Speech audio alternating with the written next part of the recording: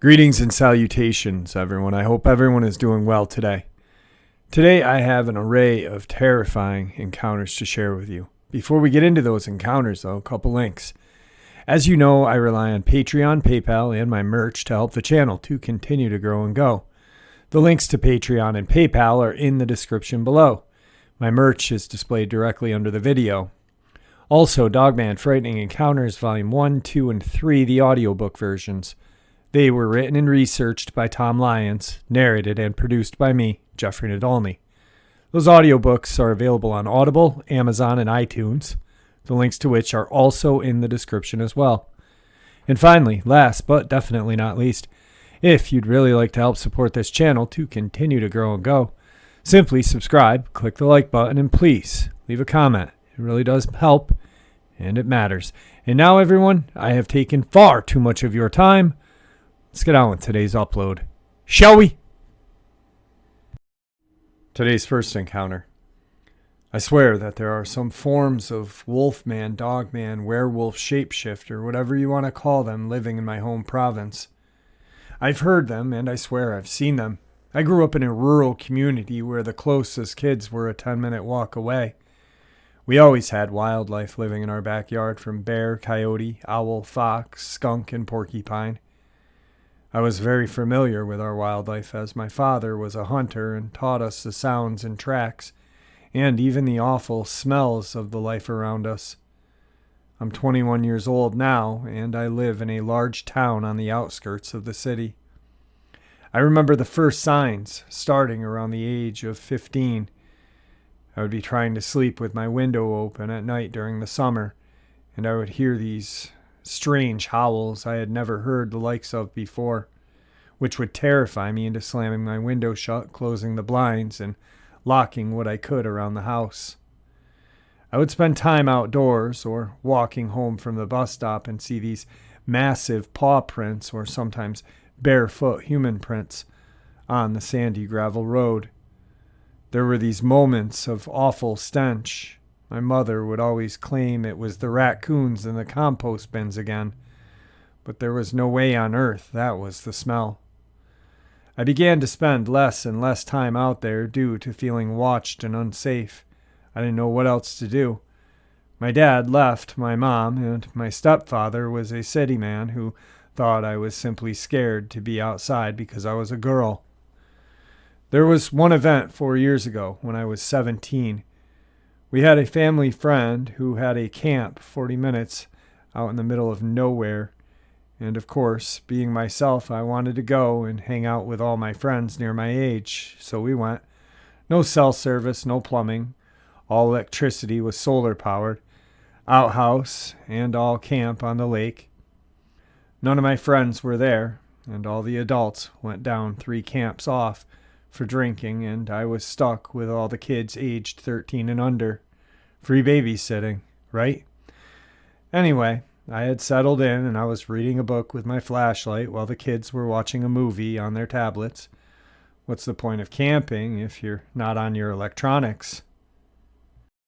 And I heard a sound of someone in the driveway, footsteps on the gravel. I got up from my book and went to see if it was one of the adults from the group. But as soon as I stuck my head out of the door, I instantly noticed an awful rotten stench. When suddenly the sound stopped and there was no one there, I swear I'd never felt so chilled as I did at that moment. The hair on my neck was raised. I slammed the door shut loudly and locked it. That night when the adults were back, we paired up to go to the outhouse before bed. Of course, myself and the family friend were the last 2 out there. I had done what needed doing, and I was waiting for my friend. That's when the twigs snapped and the chills were back. I saw movement. A large, dark, almost black dog-like shape was off in the tree line. I froze. It was darting around so fast I wouldn't have believed the speed if I hadn't seen it. My friend came out of the outhouse, and the latch snapped my attention to her. She was concerned about how pale I was, but when I tried to point it out, it was gone. Poof. We went inside, and all throughout the night I could hear howling and barks and the sounds from outside. It reminded me of the whole laughter sound from hyenas. But every so often there was this awful, deep, choppy howl of a sound no coyote could make. It wasn't a scream of a dying rabbit or laughter from a fox. It wasn't natural, it was twisted. I share this because about a year ago I was out with my now ex-boyfriend for a late night drive along the coast, often distance from the city. While he was driving, we were talking. We both saw something massive. It was dark, almost black in color, dog-like in structure. And there was this awful, unforgettable smell in the air. We both were shouting and sped off away from it. I convinced him that it was a black bear, but there was no way. It was far too large and thin for a bear in late summer. I know it was that thing, but any time I tell anyone about it, I'm told I'm crazy. I'm just hearing about coyotes, as we don't have wolves in our province. Today's second encounter. I saw something in the woods and I don't know what it was. I will not be using my real name for privacy reasons, but I will tell you I'm a 15-year-old female. I'm from Nebraska. I know what you're probably thinking, cornfields, middle of nowhere, but that's not where I'm from. I live in Omaha. But I've always loved the outdoors. I go hunting and or hiking almost every weekend with my dad or with friends. I went to Nebraska National Forest every long weekend with two friends who we'll call Haley and Todd. I've known them for years. We've never hiked alone because of the risks. So we became a group. Anyways, it was spring break when we went for a long weekend backpacking trip. It was a 7-hour drive there. Being 14, I couldn't drive, but Haley was 16 and Todd was 15. Haley drove us there, and we had a great time for the first few hours of the drive. But when we got closer to the forest, something felt off. I know it sounds cliche, but I had this feeling like I was going to be sick. I ignored it and thought I was just nervous. So Haley and Todd, I guess, noticed that I was off. They asked me what was up, and when I told them something wasn't right, they laughed, thinking I was trying to scare them. A few hours later, and the feeling is still there, but we're at the trailhead. I got out, and everything was the way it should be. We grabbed our packs, and off we went. I felt like I was at home in the trees, and the feeling was soon forgotten. We walked a little over 5 miles that day before we set up camp. We had a 2-person tent that Haley and I brought, and then a hammock Todd had brought.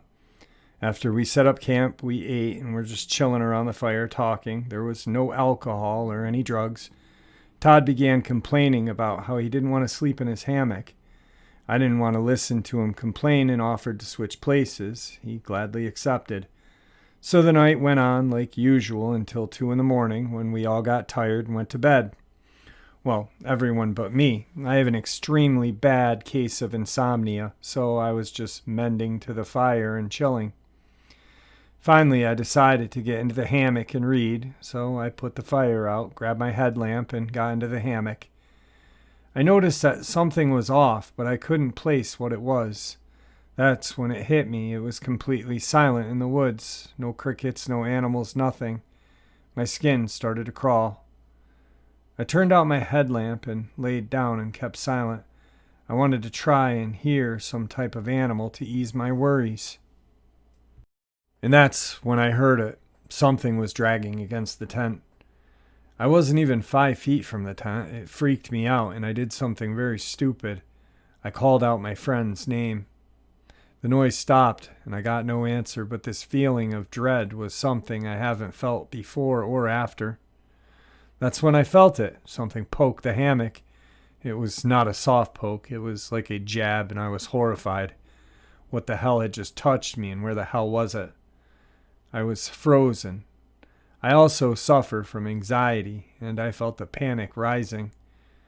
I couldn't understand what was going on, and that's when I made another mistake. I decided I wanted to see what had just jabbed me.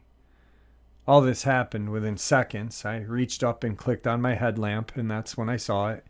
It was straight out of my nightmares.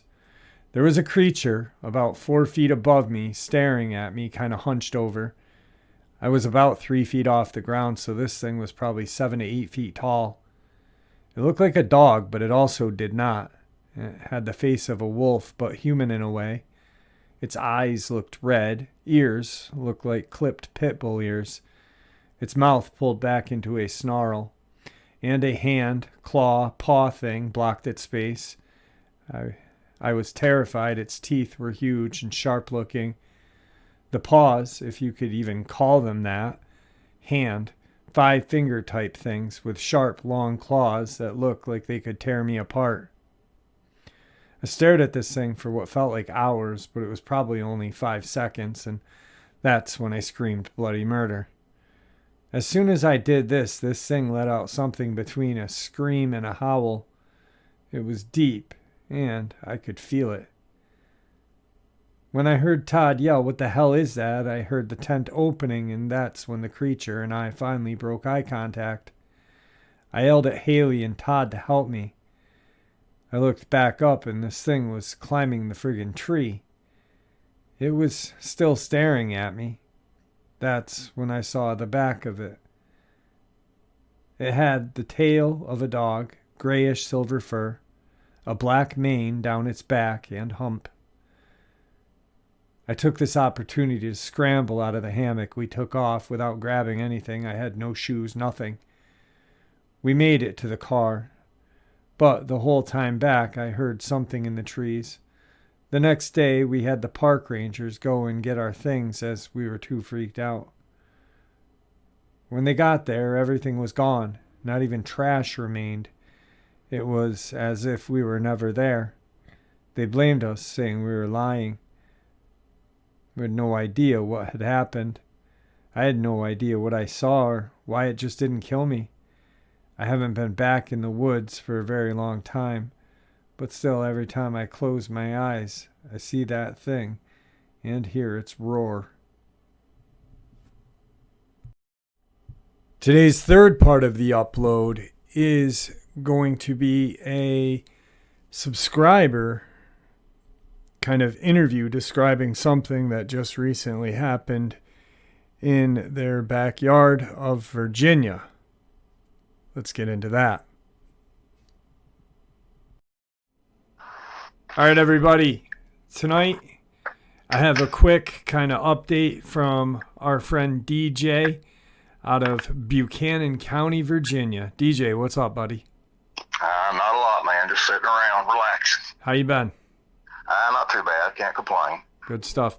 So, now, for everyone who's been listening and those of you that haven't and are new to the channel, I'll fill you in quick. DJ is my boots in the ground in Virginia.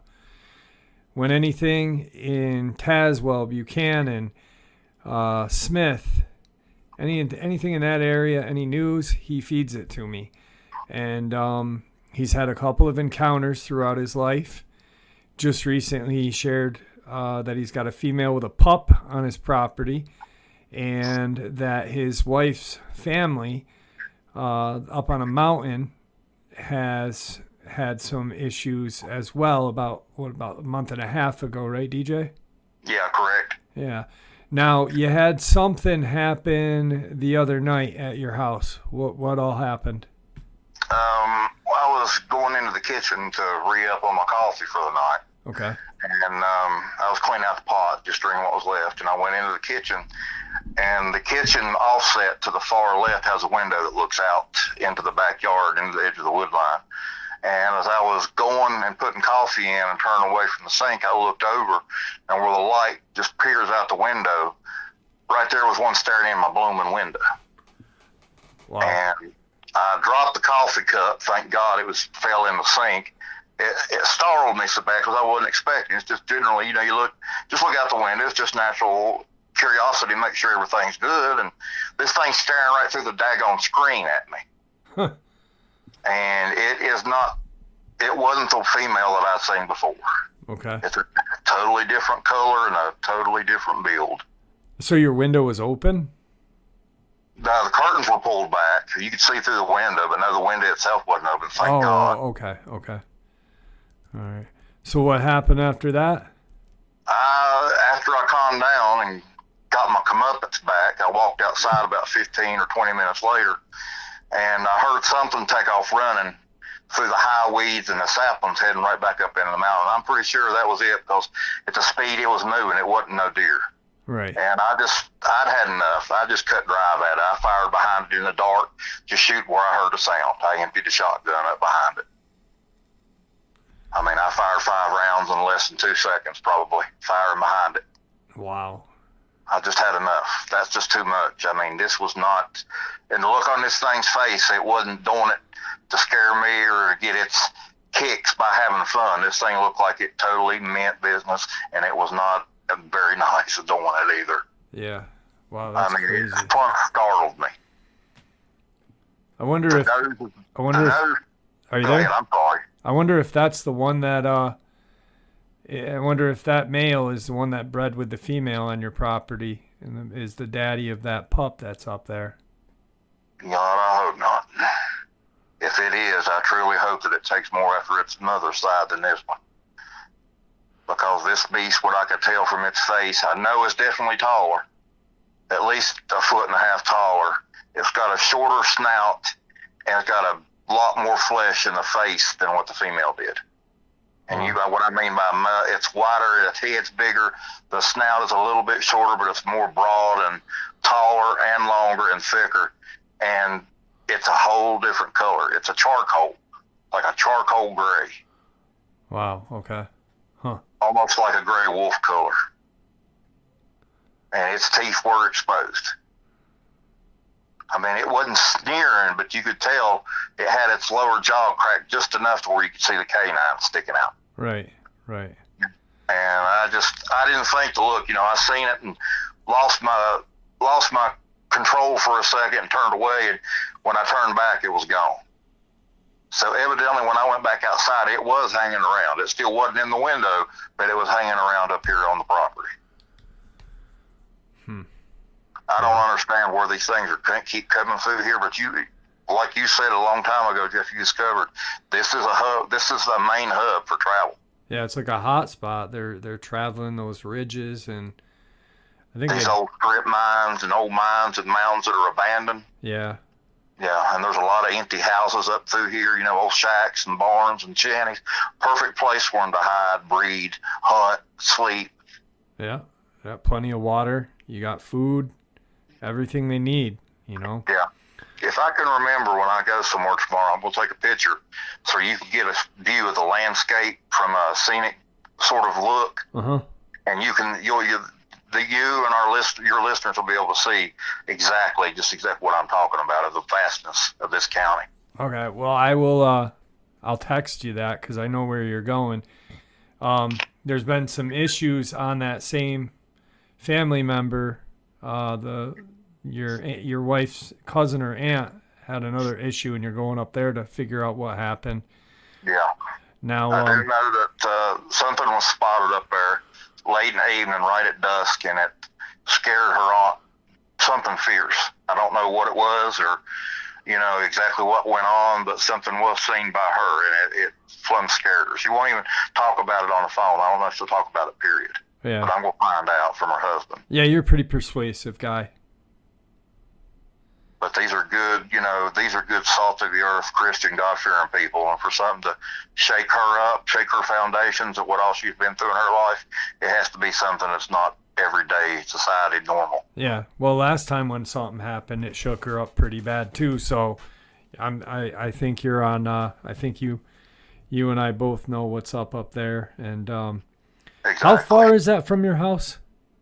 Probably I can get there in about 8 minutes from here, 7-8 minutes, because it's a curvy road. As the crow flies, though, if you were a Dogman or just a person that had the ability to go from your house in a straight line to that location.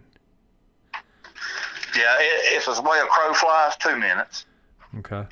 Road travel, 7.5 to 8.5 minutes. Yeah, that's crazy. It's Yeah, is really. it the same mountain that you live on or no?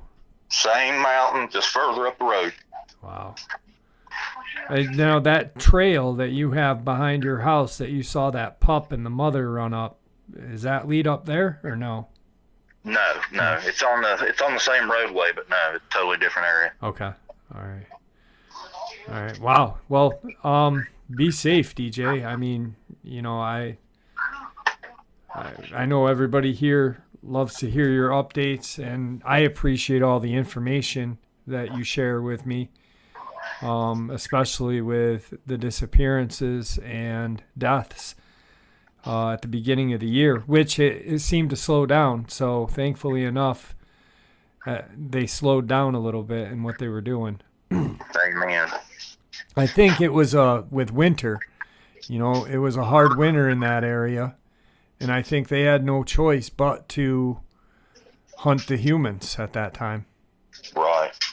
So, well, do me a favor, don't hang up. I want to chew the fat with you for a couple more minutes. Thank you as always, my friend, and everybody really appreciates the info that you give us, so please be safe. I will do everything in my power to do that. All right, my friend. Take care, all right? All right, I appreciate it, Jeff. Have a good night. Thank you, DJ. Bye-bye. Today's fourth encounter. Back in college, maybe 10 years ago at most, a best friend and I got a ride home to her house from a party we were at in Reno, Nevada. I lived a block away, so I planned on smoking a couple of cigarettes with her on her ratty patio couches of her place before I walked home. As best as we can remember, it was close to 2 or 3 in the morning, and all we had consumed that night was alcohol, probably mixing beer and liquor, no other controlled substances. As we are sitting on separate couches on either side of the front door of her house, neither of us noticed what looked like a pile of black trash bags across the street. Was it recyclables? Who knows? But we're just shooting the shit, catching up on who made the biggest ass of themselves of the night, when that lump of whatever suddenly rises across the street. The thing didn't push itself up or bend its knees. This thing rose from horizontal to vertical, like you'd see a vampire do in a cheap horror movie. It towered nearly as tall as the stop sign next to it, with a streetlight casting an ominous shadow. It was looking right at us. From memory, I can guess it was just before, right after winter term started, so January, and the frigid air condensed the clouds of breath coming from this bulking figure's chest. The light above prevented us from seeing its face or any other distinguishable features, but it was huge. Its shoulders heaved with each breath. I couldn't see its eyes, but somewhere knew and felt it was staring straight at us. Neither of us could move.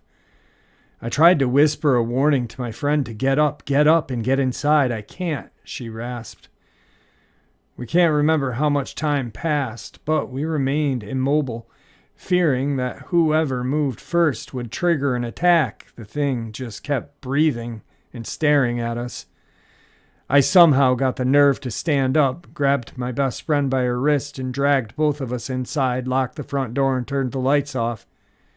She grabbed a kitchen knife, and I grabbed a rolling pin. Yeah, a rolling pin.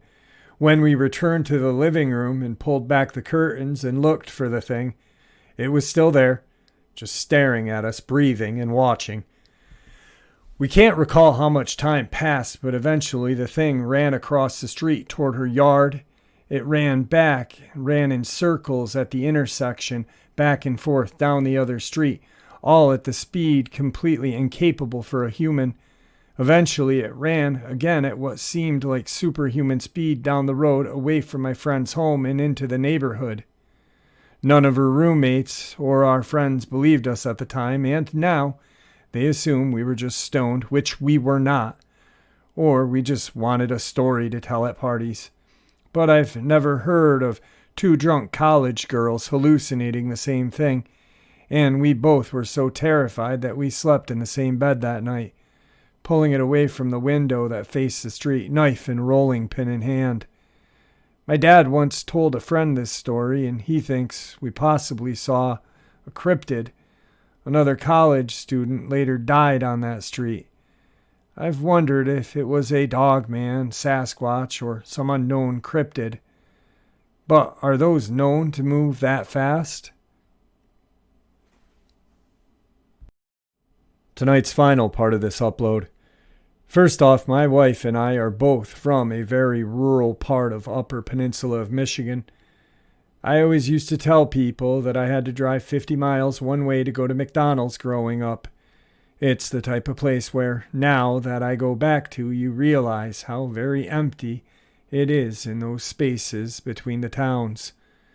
Anyway, on to the experience. My wife was visiting family for the weekend in Upper Michigan and was driving home to Wisconsin early on a Sunday morning. She describes the morning as cloudless, sunny, and seemingly normal. She left town and was on the outskirts where there's a few houses, but a good number of fields.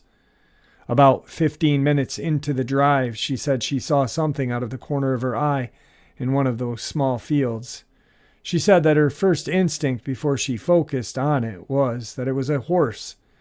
You know how when you spot something like a dog in your periphery, and your brain uses available info like movement and relative size, and it all says dog.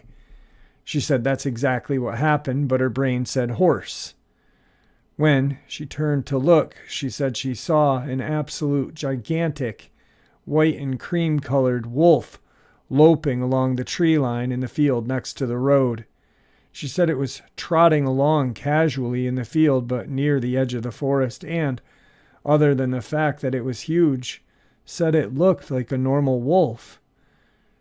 She said she was so stunned that she braked in the middle of the road and watched this thing for approximately 15 to 30 seconds. She confirmed at that time that it wasn't her mind playing tricks on her or a trick of the light or anything. She said it was literally a horse-sized wolf. After those 15 to 30 seconds, she said it stopped, looked directly at her, then bounded into the trees. She got her cell out and called her dad, who said she just probably saw a big gray wolf. We've both seen gray wolves, and while they are large, she said it wasn't even close. Her estimation, it stood 5.5 feet at the shoulder.